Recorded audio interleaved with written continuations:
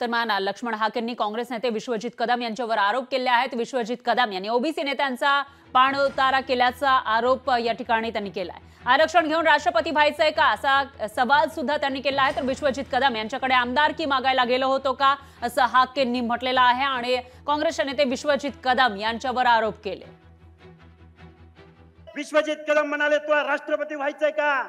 भुजबळ साहेब, OBC आरक्षणाने panchayat राज मध्ये तुम्हाला आम्हाला रिझर्वेशन दिलंय, विधानसभेत नाही दिलं, लोकसभेमध्ये नाही दिलं, अर्धा मंडल आयोग इम्प्लिमेंटच झाला नाही।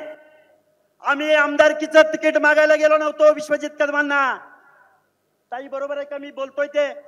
आमचे विष्णू माने कुठे आहेत? बरोबर आहे का बोलतोय ते? तुम्ही आमदारकीचं तिकीट मागायला गेला होता?